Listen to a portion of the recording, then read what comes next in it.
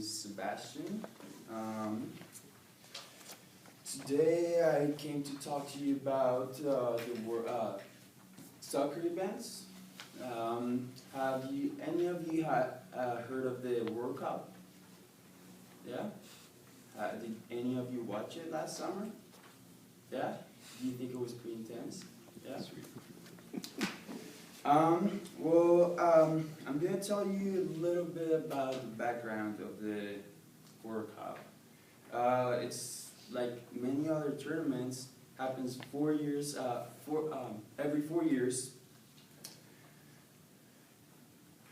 It's a pretty big deal in some countries like Colombia, for example, where I'm from.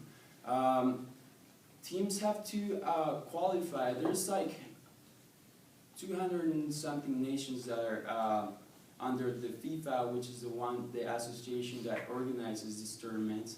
And in order to go there, you have to qualify. For a country like Colombia, we have gone to the World Cup 4 times so far. And there was a period between 1998 and 2014, last year, where we didn't go, we didn't qualify. And it was a big deal, everyone was upset and whatnot. So yeah, it's a pretty big deal in other countries. So as a player, you choose to represent your nation. If you want to, you're not obligated, but they call you and you can go. And you can also represent your nation at not only the World Cup, but also friendlies, as well as like every continent has a continental cup. For example, the Euro, which is the European Cup, the Copa America, which is the American Cup, Asian Cup, African Cup of Nations, and there are also pretty big tournaments.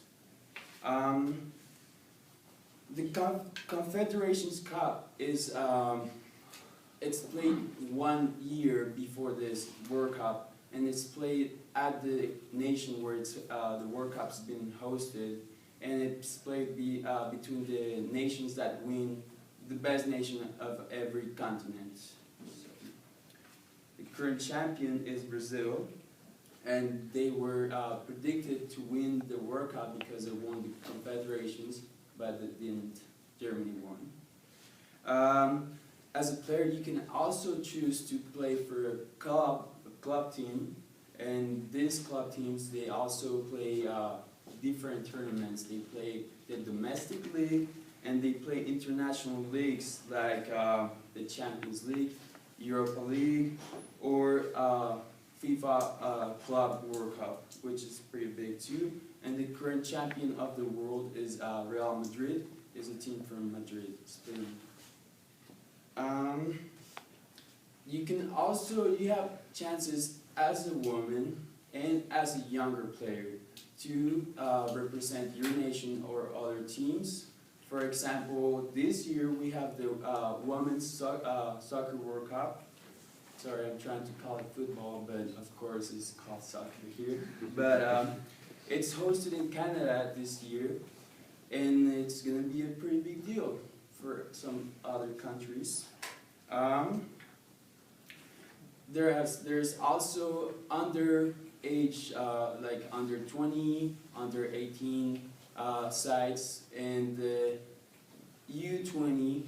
It's the World Cup is gonna be hosted in New Zealand this year. There's for the guys league, for the guys World Cup, there's 32 teams. For you under, there's only 24, as well as for the women's. And the qualifying doesn't quite work the same as the men's. There's football, soccer, and the Olympics for both men and women.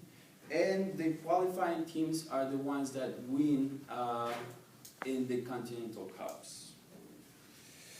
So you ask yourself, how do soccer players play so much? Well, teams just just have enough money to be able to afford to pay many players from around the world. And any questions?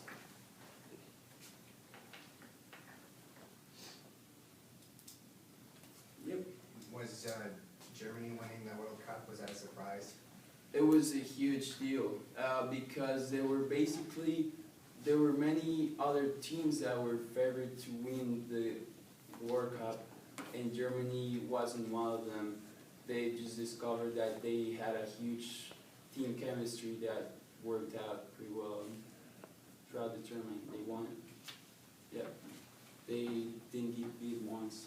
So. If you had to pick between who you wanted to win, Brazil or Germany, who would you pick? I would pick Germany. They deserved it. They came to the tournament very strong, you know. Brazil was the hosting country, but just because of that doesn't mean that they should win it. Best team should win it. All right, thank you.